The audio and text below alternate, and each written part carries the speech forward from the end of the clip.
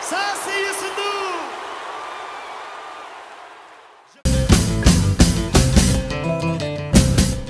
mbokku spectateurs yi asalaamaaleykum ñi ngi rafetlu ànd bi ak télévision Futur Média juróom-ñaari waxtu dem ba teg fanweeri simili bisimila ci xibaar yi xibaar bu neex bi lañ koy tàmbalee Sénégal jëlaat na premier ci groupe am ci éliminatoire coupe du monde 2018 ginnaaw bi nu fekkee Cap-Vert duma ko ñaari bal ci dara. Diafara Sakho ak Cheikh Ndoye ñoo dugal bit yi kon léegi Sénégal am na juróom-ñetti poñ jiitu Cap-Vert ak Burkina Faso mi nga xamante ni Afrique du Sud duma na ko ci digg bëccëg gi ñetti bal ci benn den ci ànd ak sunu ndaw lan yónni ca Praia di Cheikh Tidiane Diawante tamit sunu consultant di Talla Fall. Talla maa ngi lay nuyu. tey di nuyu téléspectateurs yi. beneen xibaar bi di tiis wi tamit di El Hadj Omar Ba alias Baye Pël moom nag génn démb la génn àdduna tey ji ñu jébal ko borom ca sëgee nekk ca Bargny ñi nga xamante nag ñoo doon defandoog moom lii di théâtre delloo nañ ko ndukkal wante nag metteur en scène bi di Ibrahima Mbaye soppe profito ci occasion bi daal di rek ñaawlu li ñàkk codifier statut de l'artiste ba tax na mi ngi woote booloo ci yooyee artiste su ko defee ñu mën a assurer seen àll traite. lii nag moom di wàllu économie tamit Sénégal def jéego yu am solo ci wàllu exportation maanaam li ñuy jëlee fii ci réew mi di ko jaay bitim réew du toll ci junni ak ñetti téeméer ak juróom-ñaar fukk ci ay milliards la jural koom-koomu Sénégal ci ñaari at yi buñ sukkandikoo ci njiital ASEPEX di docteur Malick Diop nee na lii bu wéyee daal fii ak fukki at Sénégal dina mën a joyanti li naan balance commerciale bi bu dee nag wàllu wér-gu-yaram la suñ dossier tey bi ñu ngi ko jagleel rek ni ni dalalee malades yi ci hôpitaux yi loolu nag am na malades yu bëri yoo xamante ni ñu ngi koy ñaawlu su ngeen taaxiloo mbokk yi ñu yaatal xibaar yi.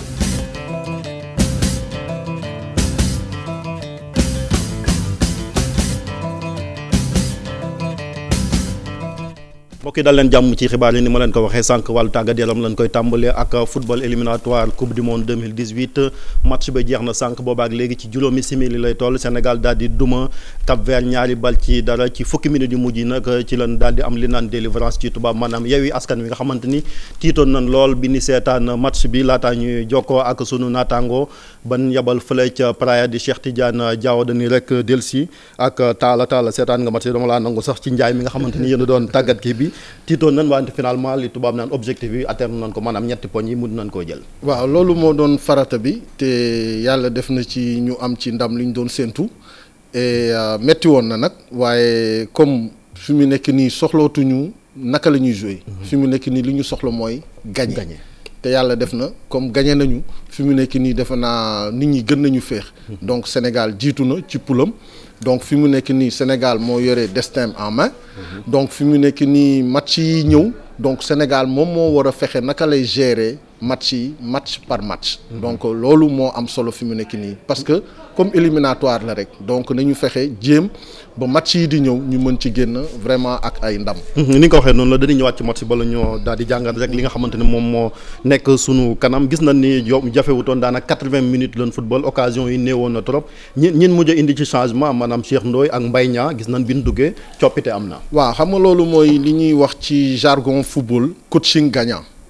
xam nga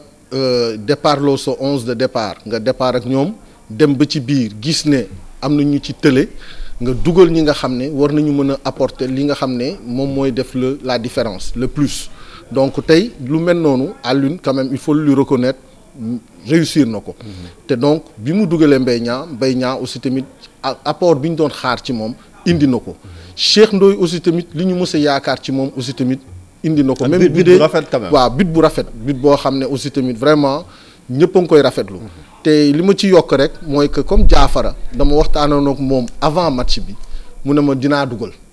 te loolu jaaxaloon na ma trop mais ni mu wóoloo woon boppam xamoon naa ne moom dëggu la woon ci moom bi mu koy wax parce que wax na ma ko y a une semaine de cela. te fi mu jógee sori na ci blessure la jógee gis na ni presque 3 ans ngi nii ñëwul équipe nationale. mu mel ni kon bit bi dina am lu mu def ci moom ak Mbaye Niang mi nga xamante ne gisoon nañ coow li bi ñu ko sélectionné. waaw xëy na doon ko pardonné ak li mu def. waaw li mu def parce que tey boo xoolee ci ñaari bi yu Sénégal am yëpp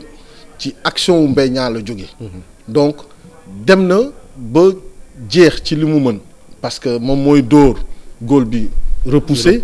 Diafara daal di ñëw daal di ko yeggali. donc ci deuxième bi wu Sénégal bi aussi tamit moom mooy entamé action bi moom moo def pressing bi ci war donc ba Cheikh Ndoye mën a récupérer waat bal bi mën a dugal bi boobu. donc Mbaye Niang aussi tamit tey war naa mën a wax sénégalais yi nañ ko accorder circonstance atténuante. beneen bi grand bala ñu laa bàyyi rek gis nañ ni quand même Sénégal amoon na avantage football après Afrique du Sud Burkina Faso Afrique du Sud mu gagné muy surprise est-ce que loolu aussi nekkutoon loo xamante ni am na lu mu maanaam lu mu def ci ñoom ba ñu xam ni léegi buñ gagné rek carte gi day wëlbatiku. waaw xam nga loolu ñoom aussi tamit match bi ñu war a rejouer ak Sénégal xam naa ne daf leen di booster donc moo tax xam naa ne match contre Burkina bi tamit pare woon nañ ko. pour wan Sénégal ne aussi tamit boo leen fi ñëwee doo leen yaakaar ne rek affaire bi day yomb noonu même bu dee bon amoon na coow ci match aller bi. mais terewul ñoom it tey ñi ngi yaakaar mën a qualifier coupe du monde parce que qualification coupe du monde dafay suuxat réew.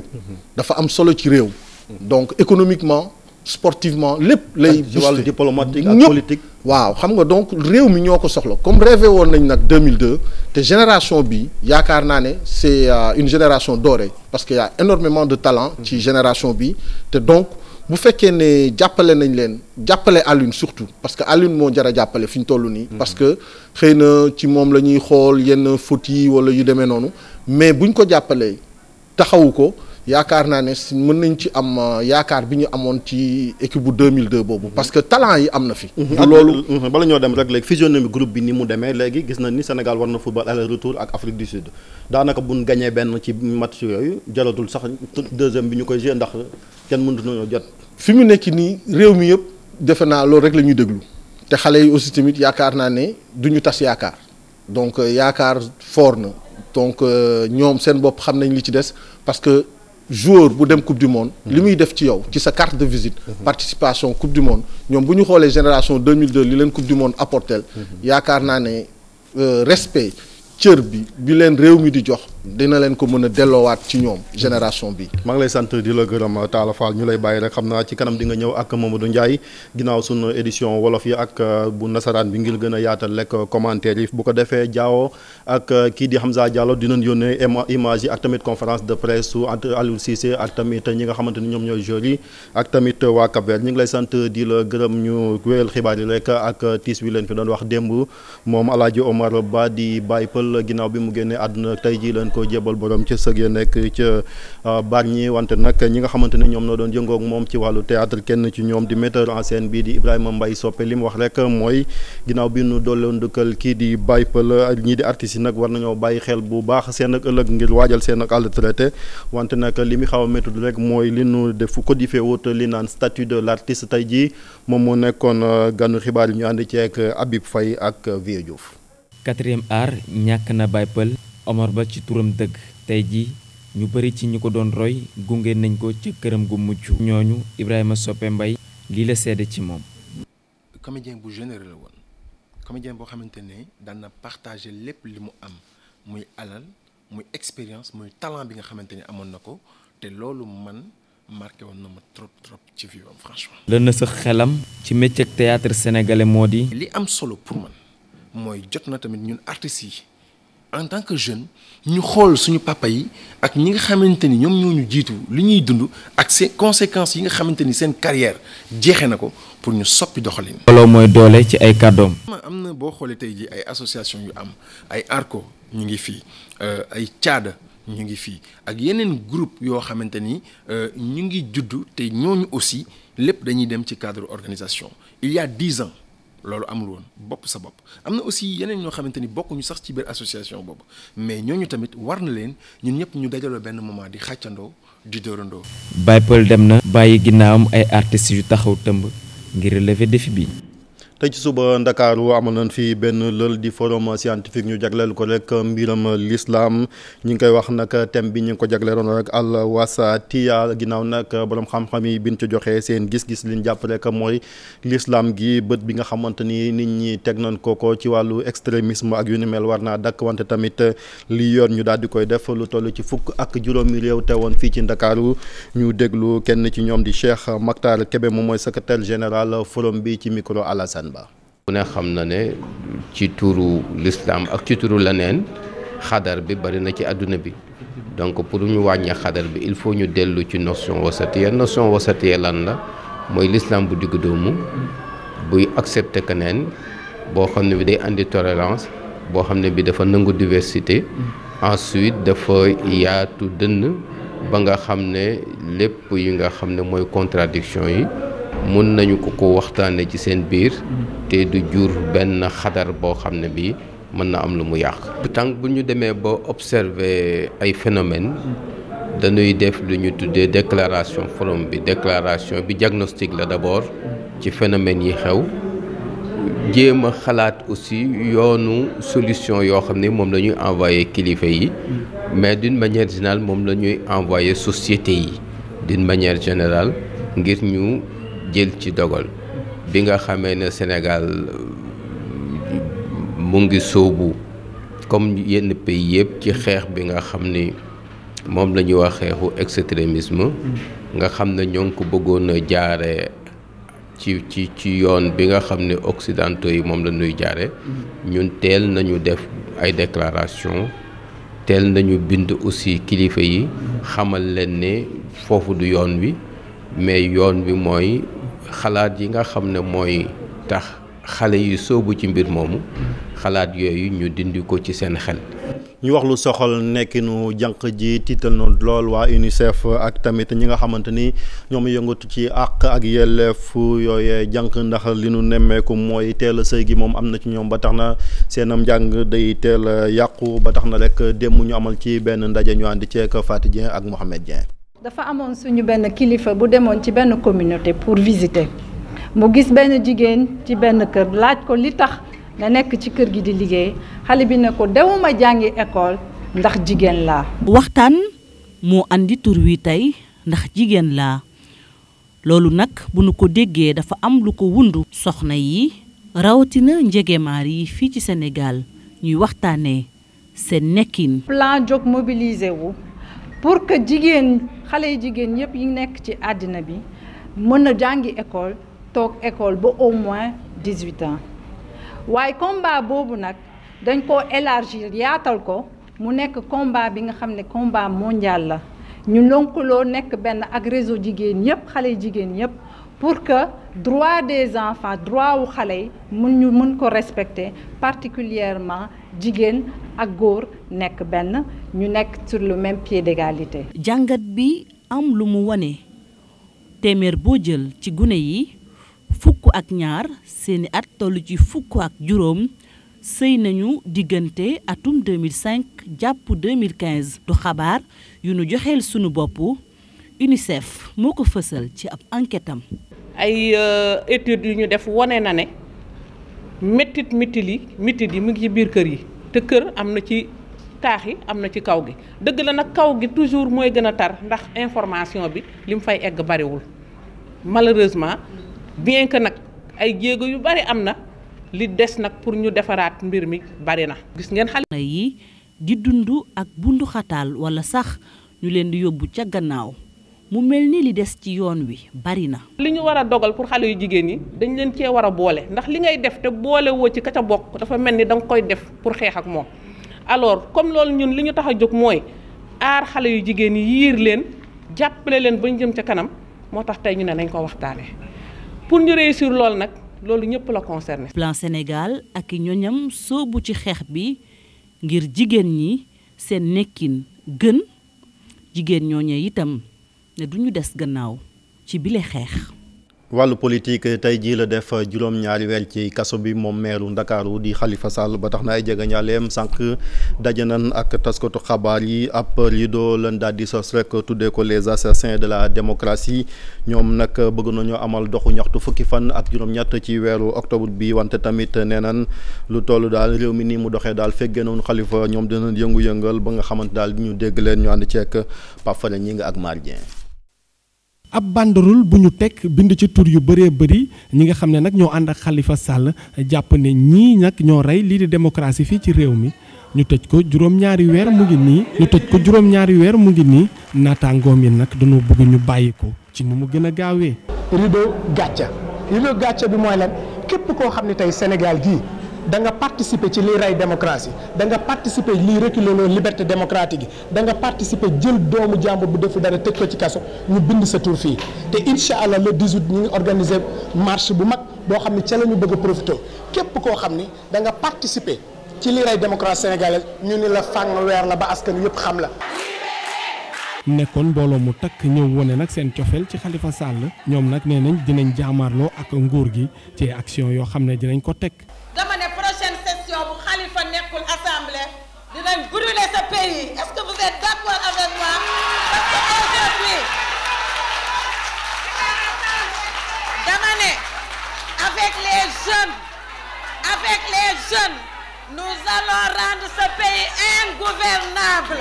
mooy biñ ñu ko jàppee ba léegi sunu avocats yi def nañ lépp luñ mën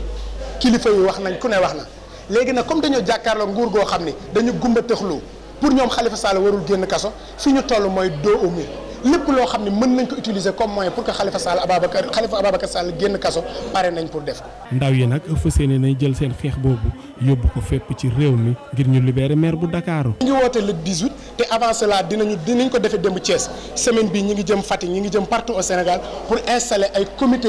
kuréel yoo xam ne daf ñuy permettre ñu intensifier le combat pour que Khalifa Sall dellu si parmi nous. nee nañ nag ba ñuy bàyyi Khalifa Sall jigéen ñi ak góor yi yëre bu weex bañ dem sol bàyyi nañ ko léegi yëre yu ñuul kukk la ñuy sol ngir wane seen naqar. ñu wax lu soxal wàllu koom-koom nin seetlu mooy ñaari at yu ñu weesu Sénégal gafakaam daanaka li ci dugg ci milliards jëm ci wàllu exportation maanaam li nga xamante daal ay produits la yu ni bayee fii ci Sénégal wala tamit di ko fi génne di ko jaay bitim réew toll na ci junni ak ñetti téeméer ak juróom-ñaar fukk ci ay milliards bu sukkandikoo nag ci directeur général bu ASEPEX di agence bi ñu dénk wàllu exportation di docteur Malick Diop li bu wee fii ak fukki at dinañ joyanti li naan balance commerciale maanaam liy jóge bitim réew di dugg ci Sénégal ak li fiy gën di dem ñu mën leen a tollale su ko defee koom gi mën a yokk ñu ànd ceeg Ibrahima Kane ak Mar Dieng. ci at yi ñu génn Sénégal mu ngi def ay jéego yu am solo mu jëm ci wàllu li muy jéggaani biti réew ak tamit la muy yóbbu biti réew di ko jaayi mu di liggéey goo xamante ne nag njëriñ li ñu ngi koy tàmbalee gis ndaxte ñaari at yi ñu génn booy xool la ñuy jaayi biti réew dafay gën di yokk. ci ñaari at yi ñu jógee mooy 2015 ba 2016 31 décembre bu doon benn pàcc la ci mbirum exportation bu doon téeméeri pàcc la ci mbirum exportation fukk ak juróom-benn yokku na ci muy 16% de croissance muy loo xam ne macha allah lu musul am la mais loo xam ne la tamit dafay feeñ ci koom-koom di feeñ tamit ci xëy wu doomu réew mi. bokk na ci meññeef yi ñuy jaayi biti réew liy jógee ci géej gi ci ñaari at yu ñu génn Sénégal dugal na ci ay koppar ci lu toll si ñaari téeméer ak ñeenti milliards ci suñuy koppar loolee yëpp nag jugee ko ci géej gi mu jaayi ko biti réew.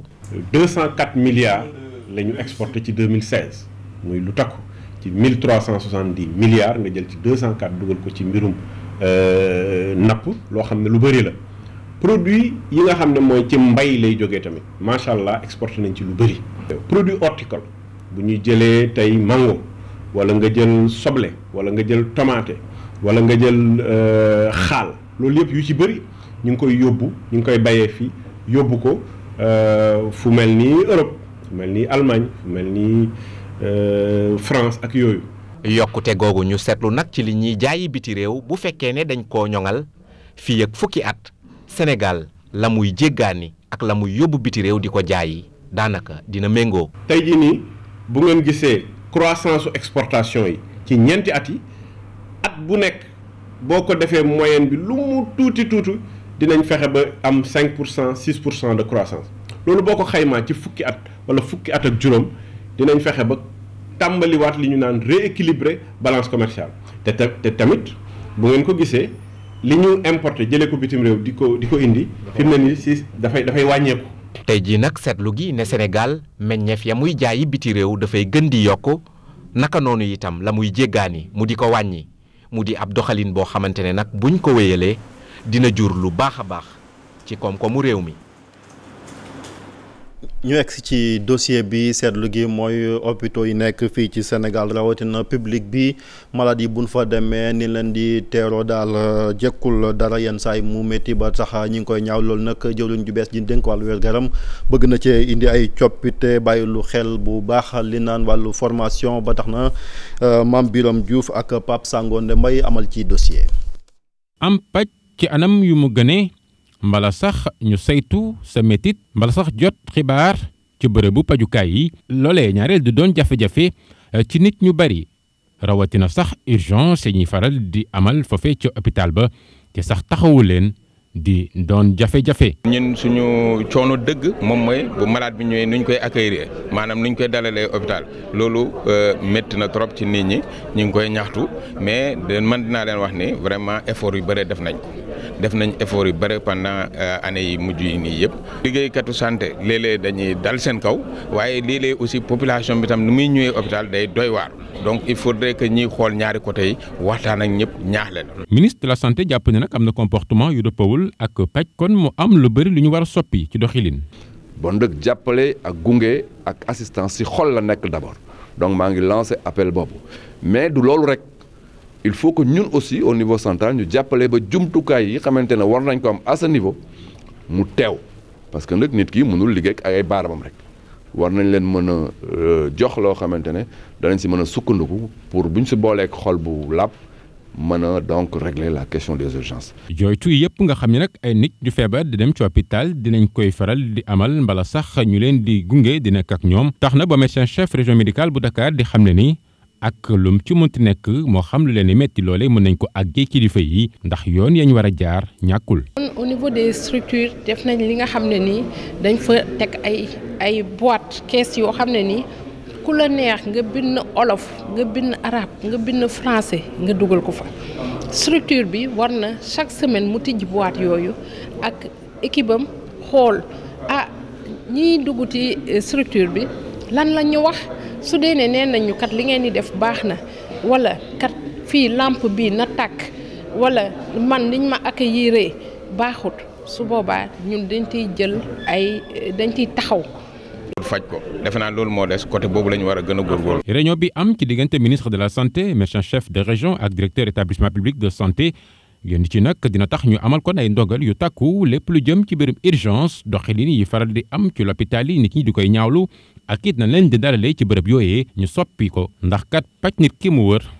ci loolu la njëkkee.